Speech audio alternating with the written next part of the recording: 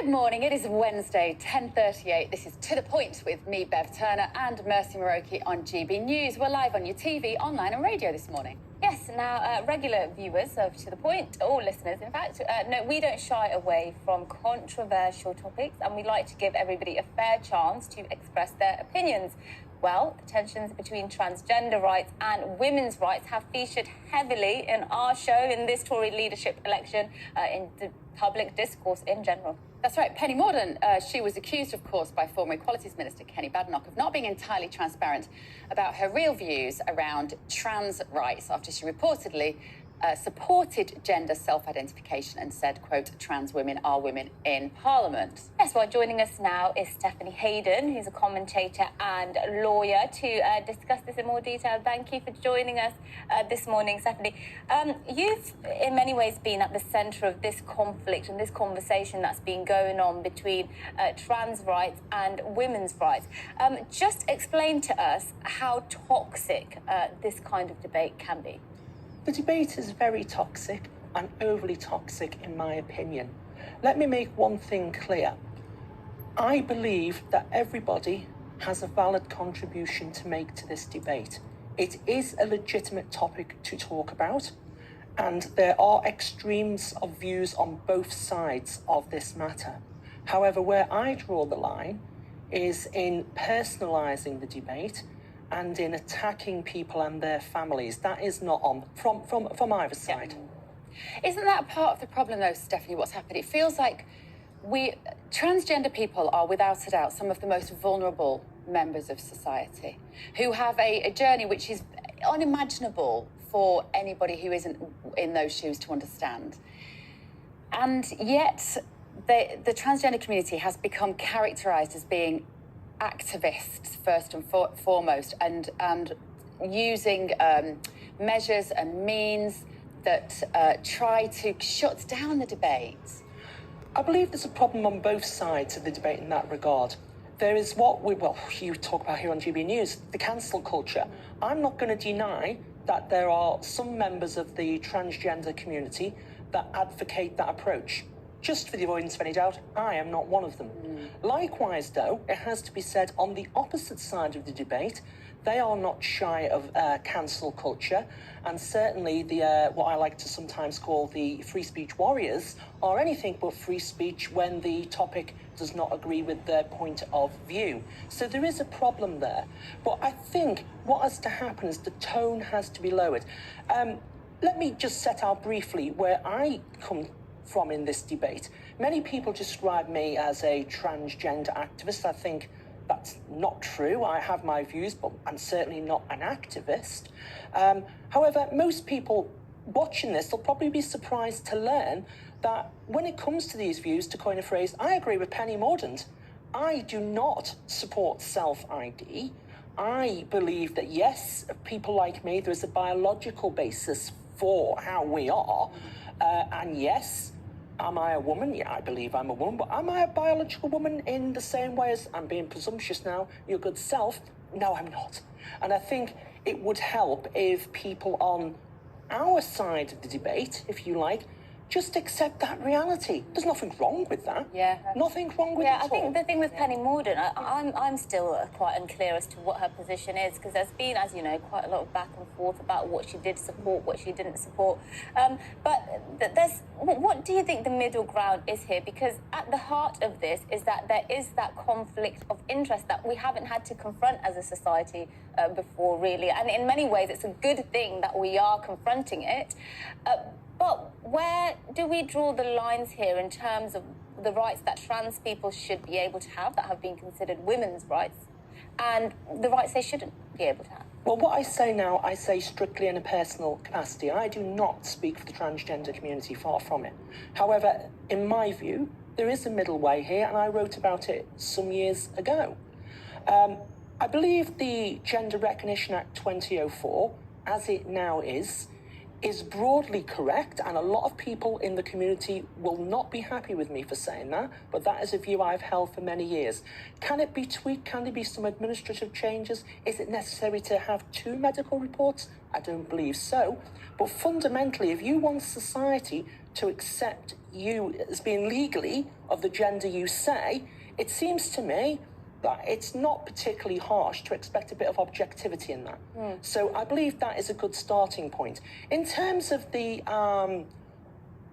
debate about women's spaces and things like that, I'm going to be upfront for you. When it comes to things like toilets, I really do not know why there's such a toxic debate about this. I mean, personally, we've just had, obviously, one of the candidates in the Conservative leadership contest who took a particular line with regards to toilets to the extent that their campaign went into a venue they hired and changed the That things. was Kemi Badenoch. The Kemi Badenoch campaign, yes. But to me, looking at that as an outsider, whether I'm transgender or not, that's just absurd. It's ridiculous. It's almost childish. I think most people have to accept that in everyday life, somebody like me is not going to walk into the men's toilets. Now, personally, I've got no problem using, gender-neutral toilets or sometimes disabled toilets. It doesn't bother me. But for other people, it does. But again, and I speak personally for myself, I can definitely understand the problem that some would have, and I hope I'm never in this position, where you'd have to seek, for example, counselling from certain services, after certain events. It seems to me perfectly reasonable that a natal-born lady should wish... Yeah, well, I have a daughter. I use my daughter as a frame of reference quite often, but, it's how I sort of see the world. So, but I was thinking, if my daughter is, a teenage girl, for example, when she's a teenage girl, I think she fundamentally, and she's using a public toilet, and she's on her own in that public toilet, I think she should always have a fundamental right to say, I am not comfortable with, if a man comes into this toilet, a biological male, I should have a veto on that, so to speak. I should have the right, I should not be demonised for saying, I'm not comfortable with you coming in here. And that's how I look at it. And, that's just how I feel. That's how I feel about the situation. And you're entitled to feel that way. And in the situation that you describe, your daughter has every right to have, her opinion. Now, what I would say, from a practical point of view, how do you police that? I mean, it's impossible. We're not going to be having the toilet police. I mean, we're not going to be having present your... And someone like me, incidentally, I do hold a gender recognition certificate. My birth certificate says I was born female. So if I'm asked to present that at the toilet door, we may have a bit of a problem. But I think the point that you make, Mercy, is that if you or your daughter has that view, they should not be vilified for that or harassed. And you know what? I totally agree with you 100%. But likewise, I've had instances where my family's been targeted. I've had people that I've been professionally associated with contacted and harassed, and that is not acceptable. Here's my question, Stephanie. So is life easier now for transgender people in 2022 than it was 10 years ago, or has it got harder? I think there's a toxic discourse, which, don't get me wrong, in my opinion, is being propagated to an extent by the media. But if I'm looking at my position personally, when I'm going about my everyday life in the real world, out and about, I personally don't find I have a problem. So in that extent, arguably, it's got easier and society's become more accepting. However, in the online world, and we all know Twitter's not really real, but it has an effect on people. It's a nightmare. It's toxic. And it can affect people. And that is a real issue. You see, some people say, and they often message in the show and the channel, and I'm sure there will be today, to say we give too much time and too much debate time to the transgender community, which make up a very small number of people. And I suppose if you think about how few people there are who've been on that particular journey, I guess we probably do give quite a lot of time. And I suppose the risk, therefore, is that the media, I don't mean GB, I think GB News do a good job of you're here. Yes. I don't see enough transgender people in the mainstream media. I hear a lot of people talking about the debate, and I don't see enough people who actually can tell us what it is like to live that way. So I'm really pleased that you're here for that reason.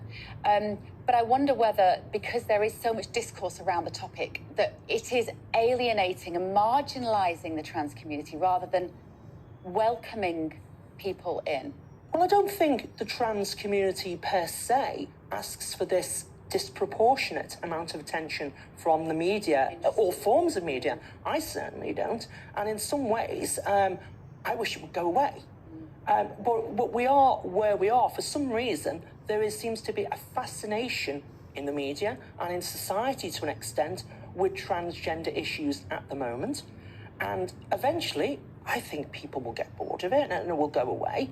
But, you know, to answer your question, if you like, we're in the middle now of deciding who the next Prime Minister is going to be.